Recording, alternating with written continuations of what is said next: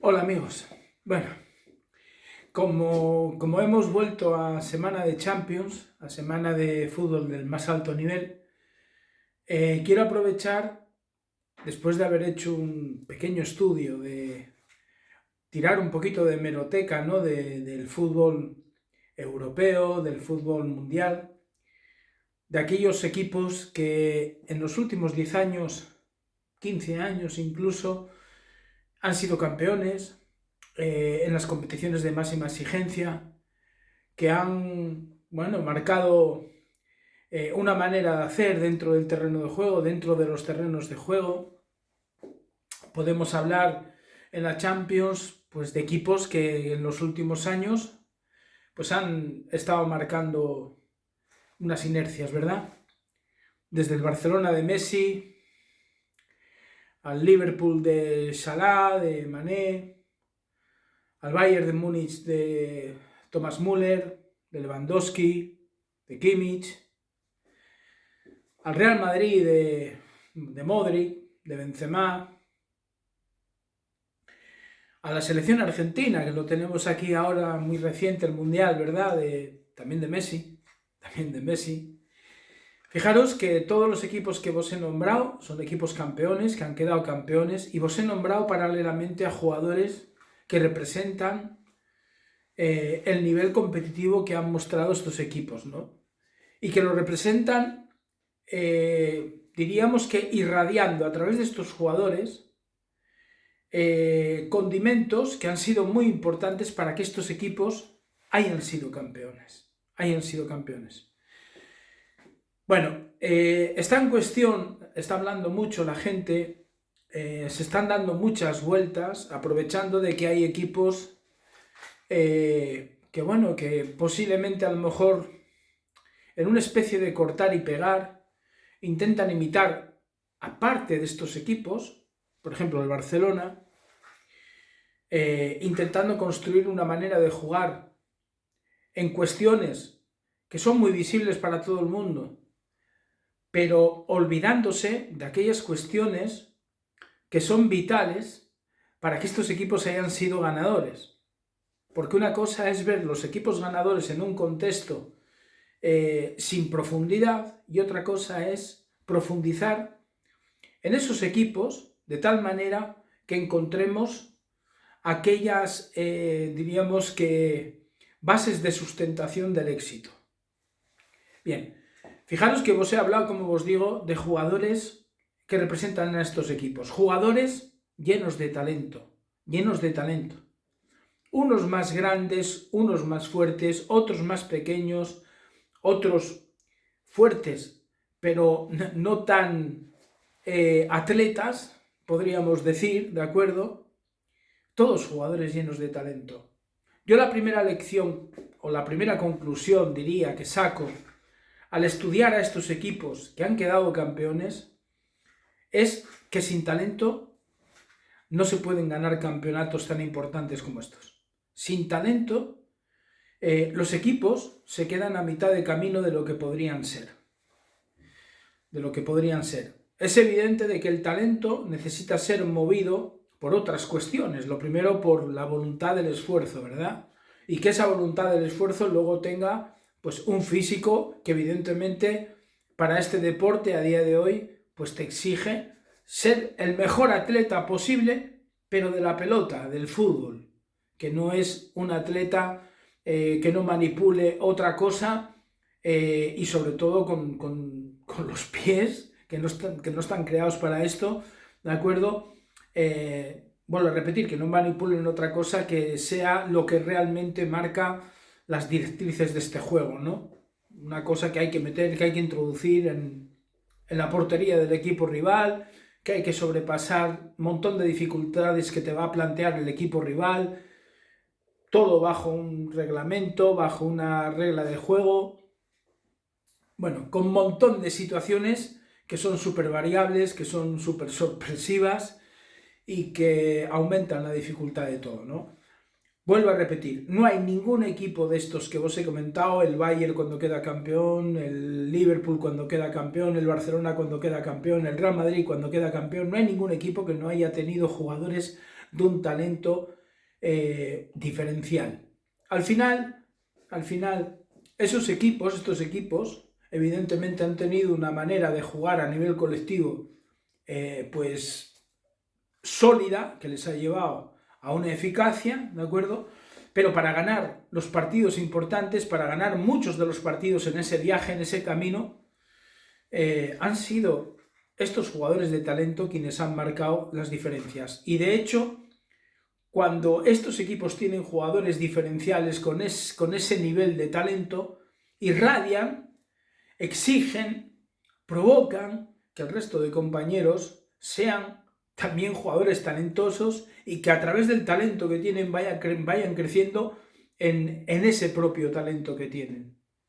Entonces, el talento es indispensable para, en el fútbol, estar en la línea de los top. O sea, no vale con esas cuestiones que se está hablando, que ahora el fútbol es muy físico, que tal. El fútbol siempre ha sido físico en cuanto a las posibilidades que ha habido de entrenamiento, de cuidados, de todo esto. No es lo mismo irse a la época de Pelé que estar ahora.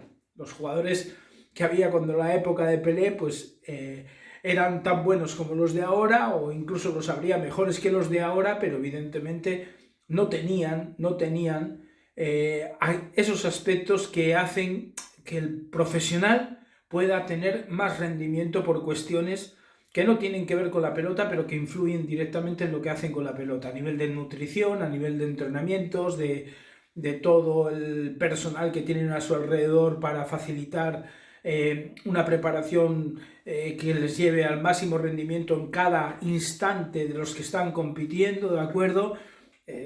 Los jugadores de aquella época no tenían todo esto, incluso pues no estaban tan protegidos como ahora porque no había tantas cámaras. Entonces, pues bueno, pues el reglamento se cumplía, pero había maneras para el que no cumplía el reglamento de poder escapar del propio reglamento, pues infringiendo pues todo tipo de argucias que los jugadores de talento tenían que pues vencer de alguna manera, ¿verdad? Vencer de alguna manera. Entonces, el talento es indispensable. Ahora, ¿qué ocurre? Es verdad, yo cuando se habla de los datos dentro de los partidos, de ese kilometraje que más o menos un futbolista profesional en un partido de alto nivel suelen manejar, entre 8 y a lo mejor 12 kilómetros, es verdad que todos esos metros hay que cubrirlos, que se cubren, que son parte del juego, de esos 90 y pico minutos de fútbol que hay en el terreno de juego, ¿de acuerdo? Pero también es verdad que debemos de mirar cómo se hacen esas carreras, dónde se hacen esas carreras y qué se consigue a través de esas carreras de máxima intensidad, de media intensidad o de baja intensidad. ¿Qué se consigue con todo eso en relación a esos jugadores talentosos, ¿no? Entonces, es lo mismo, por ejemplo, que un jugador talentoso de ataque, por ejemplo, los 8, 9, 10 kilómetros, 11, 12 kilómetros que recorren en un partido de fútbol, es lo mismo que los recorra de un área al otro área, a que sus recorridos en el 80 o 90% del juego del partido sean solamente en mitad del terreno de juego, es decir, de la raya de medio campo hacia adelante.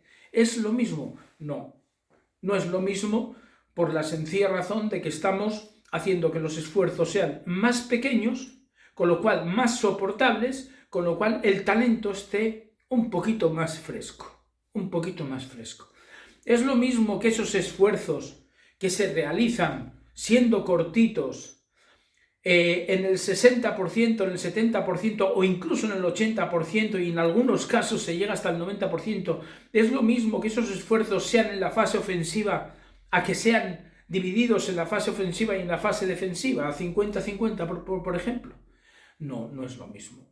No es lo mismo porque tú el talento como entrenador, ¿para qué lo quieres? Sobre todo para atacar. Esto no estoy diciendo con ello de que defender no necesite del talento. Pero evidentemente para ganar los partidos, para marcar la diferencia con el rival, tenemos que hablar de la fase ofensiva. Y hablar del talento, ¿verdad? Bueno, pues evidentemente estos equipos que han quedado campeones, los que dije antes, ¿de acuerdo?, lo han sido por tener jugadores talentosos y que esos jugadores talentosos han jugado sus partidos, la mayoría de los momentos, ¿de acuerdo?, los han jugado en campo rival. Es decir, el trabajo defensivo que hacían, pero sobre todo el ofensivo, era siempre en espacios ya cercanos a la portería contraria. ¿Y cómo se consigue esto? Bueno, pues aquí es donde viene la clave para que el talento marque las diferencias construyendo un equipo ganador como estos que dije antes. ¿De acuerdo? En la situación de pressing ante pérdida de balón. De pressing ante pérdida de balón. Para evitar que el equipo rival rearme su situación para atacar y que lo consiga llevándonos a campo propio. Esa situación de press ante pérdida, de pressing ante pérdida, de automáticamente ante la pérdida intervenir ya defensivamente para recuperar el balón de manera inmediata, que es lo que ha posibilitado en estos equipos y es la diferencia que han tenido estos equipos. De hecho, Guardiola, cuando estaba en el Barcelona, él lo decía, o sea, nuestra diferencia ha sido el press ante pérdida, el press tras pérdida, como solemos decir, ¿verdad? Bien, ¿qué hemos conseguido con el press tras pérdida? Lo que hemos conseguido incluso es ganar partidos, abrir las defensas contrarias en ese momento que recuperábamos la pelota y no en la jugada anterior cuando estábamos atacando al equipo contrario con la defensa organizada. Le hemos sorprendido más al equipo contrario después de recuperar la pelota que cuando estábamos atacándoles por primera vez y estaban organizados.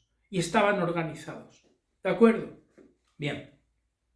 Entonces, por un lado estos equipos, yo detecto que el talento es vital para conquistar títulos, que el press tras pérdida es vital para que el talento viva en el campo contrario, que el mayor número de veces posible esté en situaciones de poder atacar,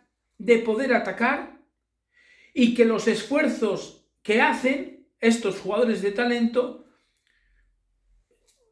cambiemos numéricamente, el que sean muchos pero pequeños,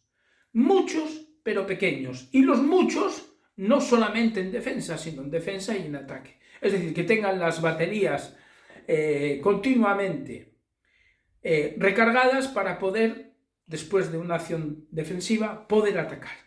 Si las acciones defensivas son muy cortas, el ataque lo pueden realizar.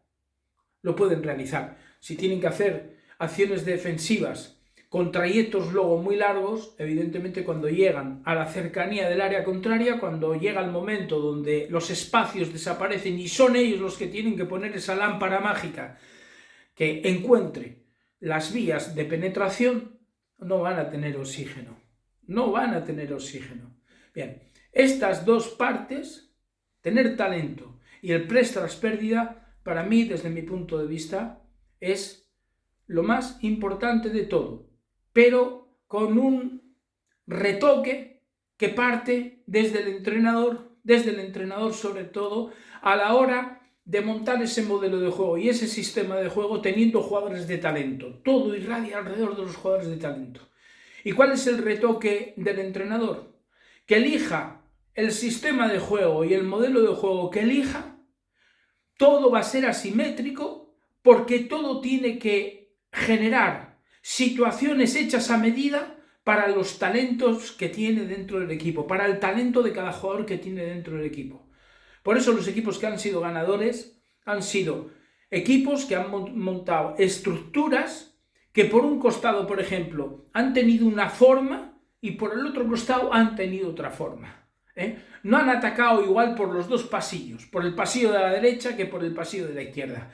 Todo lo han adaptado a la medida, a las posibilidades y al talento de sus jugadores. Estas son las tres vías. Primero, tener talento. Segundo, el press tras pérdida para instalar ese talento en el campo contrario y que los esfuerzos defensivos, podríamos decir, sean más cortos para que las bombonas de oxígeno del talento puedan posibilitar el encender esa lámpara mágica que tienen estos futbolistas para encontrar esas situaciones favorables, ¿de acuerdo? Y el ingenio de los entrenadores, esos grandes químicos que son capaces de, mezclando talentos, conseguir estructuras, es decir, sistemas de juego que no coarten la posibilidad de que ese talento fluya de la manera más natural y práctica posible para el bien que busca un equipo de fútbol, que es ganar, que es ser campeón. Estas son las tres cosas que para mí son vitales, aprovechando esta Champions. Un abrazo.